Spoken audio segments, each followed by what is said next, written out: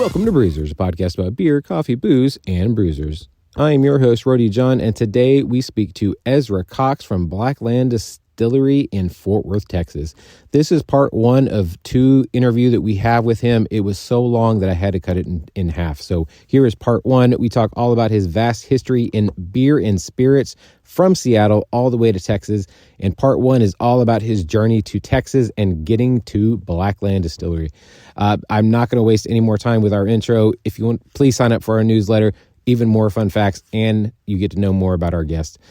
So without further ado, here is Ezra Cox from Blackland Distillery.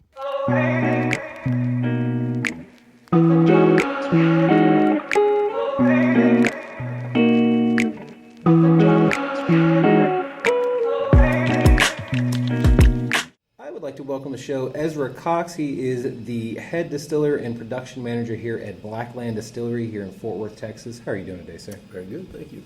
So there's so many things I want to touch on with your past, but I want you to get into it first. You are the head distiller and production manager here at Blackland Distillery.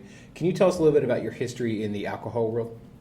Yeah, I guess I've been doing this for about 27 years now, and I always have said like about 50% running breweries by 50% distilleries, but I think I'm much heavier probably now on the distilling side if I really broke it down. But Right. yeah, I've been at it for forever, starting it literally from the home brewing days to doing this now. What was your, well, I normally ask this at breweries, but I'll ask you because you have both really. What was your gateway craft beer? To craft beer, definitely home brewing. Well, I mean, like, what was the one that got you into the world? The business itself. Well, like one that you were like, I really want to start making my own beer. I understand. Yeah. Man, it's kind of, I'm almost not 100% certain on it, about it, I guess. What I remember is starting to get into beer in my early 20s, let's say, or 20 years old, starting to actually get where I enjoyed beer, becoming, I guess, less of just a fun, casual drinker, consumer of alcohol, to actually enjoying beer. And I do remember buying some like imported beers, thinking, okay, these must be good, Right. what actual good beer is, and kind of being blown away by like how much flavor they had and all of that. I don't remember specific styles. And then oddly enough, I think what got me into, and then from there I pretty much just decided to start making it for whatever reason. But I guess I would say probably like English style ales and stuff like that. Yeah, because imports. Back, almost 30 years ago now, like there wasn't, like the craft brew scene didn't really exist the way it does now, let alone in Texas, let alone, you were growing up in Missouri, I think I read? I was born and raised in Missouri, but at the time I was in Southern California, which is wow. where I lived from the time I was 17 to 29, roughly, something like that. Okay. So yeah, I was in Southern California. You could get imported beer, Right. but no, but you're absolutely right. There was no such thing as, I mean, even when I actually started in the industry, we were still calling ourselves microbreweries. I mean, that was the term, And I barely knew what a microbrewery was. I should say too, in that regard. So I started in the industry in Washington State, which did obviously play a big role because yes, I don't know that in California there were some of the big boys. If I'd been more familiar with say Sierra Nevada or what's in San Francisco, silly me, I can't think of it. Anyway, some of the bigger old school, the true innovators or the true originals, probably would have been a little more in tune with everything, but I wasn't with those beers. But when I started thinking about it in Washington, that whole quote unquote microbrewery thing was just becoming a term essentially, It is funny that it started on either coast really, and then it obviously went inward, but like as much as you see what happened in California, Portland, Seattle, and then it went down. Colorado was doing crazy things, and then the rest of the country kind of took storm. 100%. It's just amazing to watch like the growth of the whole brewery. Like you said, it started as microbrews, and now people just call it craft brew in general. Yep.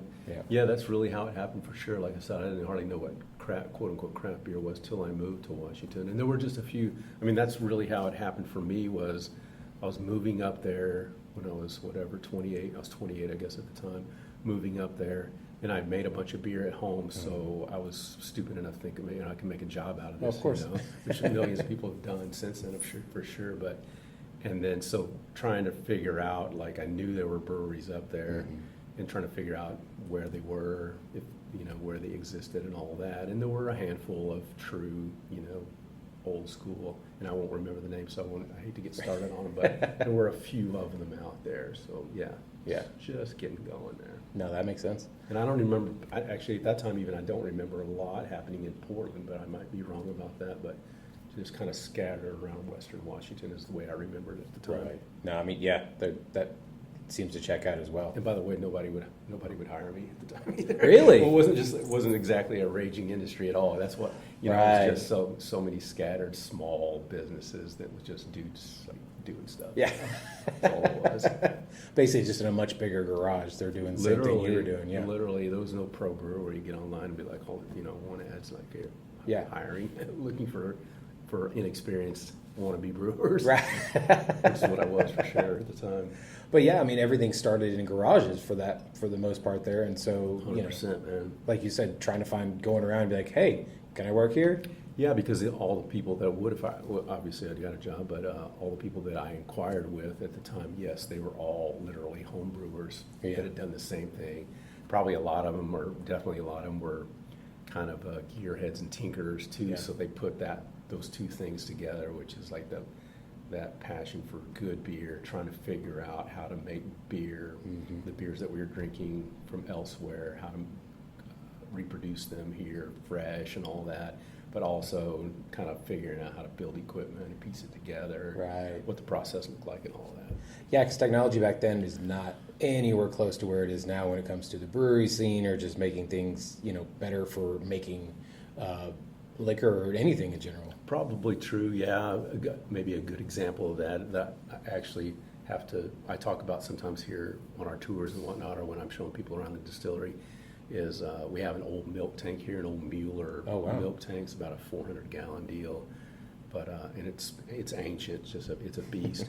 It's a great piece of equipment. But I bring that up because at the time that was a very commonly used tank, because again, people were trying to figure out how to clobber together pieces of equipment that would get the job done.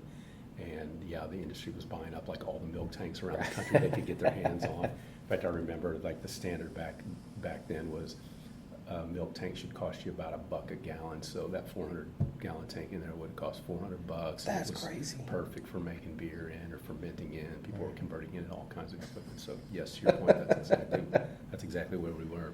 Now, did you get into the brewery scene first? Because I read that you opened your own distillery and it was open for 5 years.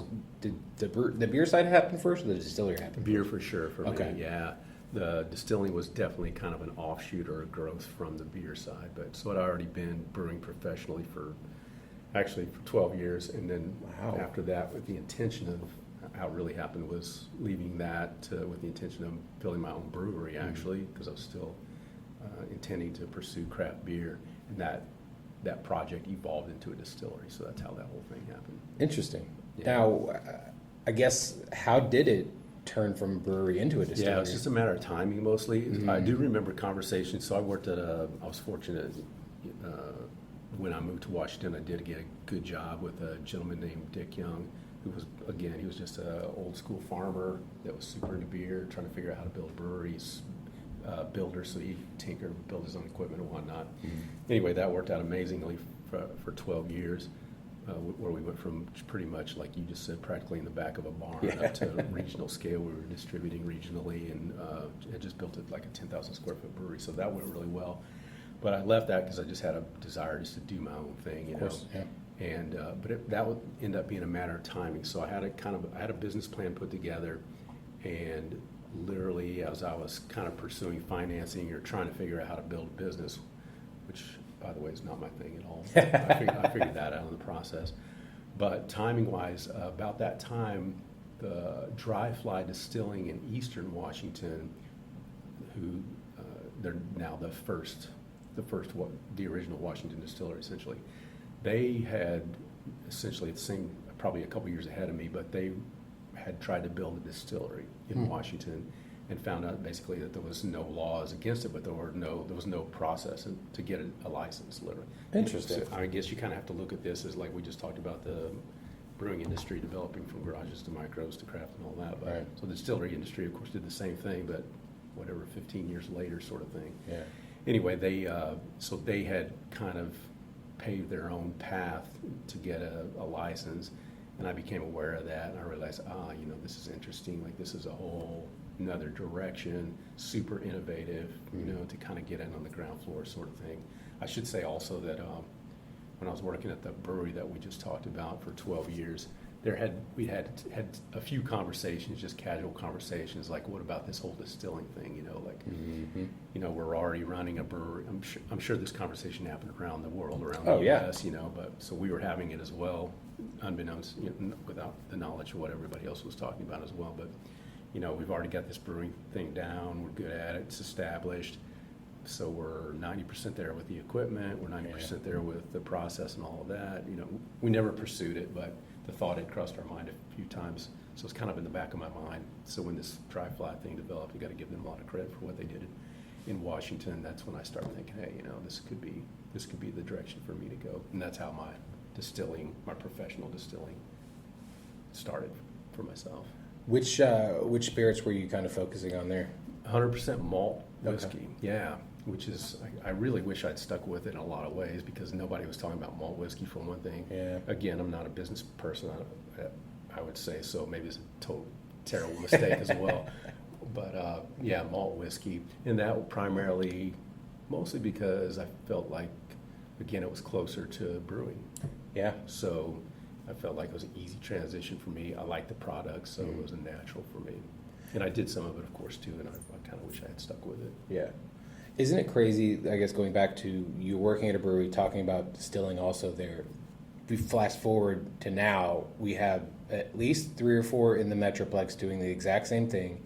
We've had so many around the country doing the exact same thing. Definitely. Like Ballast Point alone got bought for almost $1 billion, more or less for their liquor side, but also because of their beer side. And so it's crazy that, going back now, going forward now that we have even more doing the exact same thing, but they just, for the longest time, it wasn't something that a lot of people put hand in hand. And obviously, every state's going to be different when it comes to their text, or when it comes to their laws with liquor and stuff. Obviously, Texas is much weirder when it comes to a lot of the stuff that they do, but a lot more states are more open when it comes to being able to do both, or being able to, like here in Texas, you can't have beer and cider. You can't make both of them in the same place, which makes no sense to me at all. But, I'm sure they have some kind of good reason for it. Sure.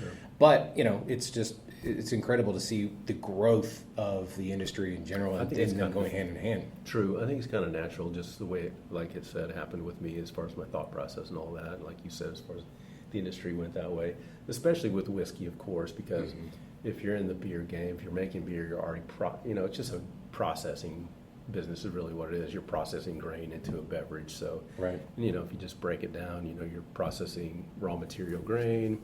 You've got all the equipment to do that. Fermentation, you figure it out, blah, blah, blah. So from a very basic level, you could take an existing brewery and stick a still in there, and if you can figure out distillation, and of course there's maturation, that's obviously simplified, but essentially that's what you're talking about. So I think it's just natural. It's a different business for sure. Oh, so, big time. Yeah. There's 2 sides of it. Figuring out how to do it's one thing. Figuring out how to do it well, to distill well, and make good product, that's a whole other level. And then making a business out of it, that's a whole other level also. So I guess I say that just to say, just because you've got a successful brewery doesn't mean you can add a still and have a successful spirits business. But exactly. At least from my standpoint, a guy like me who's just a producer, I'm the guy that likes to make stuff. Yeah. It works pretty well. You're the creative aspect of the whole situation. Yeah, mostly just a maker, Like I'm the guy that makes stuff. I love making stuff. It never gets old. So from my standpoint, it's kind of just an additive thing. Right. Now, what did you learn from having that distillery? From my own, or? Yeah, from having your own. Yeah, mostly personal things, honestly. We were super early. I learned a lot. I learned a lot about teamwork, that's for sure. Again, this is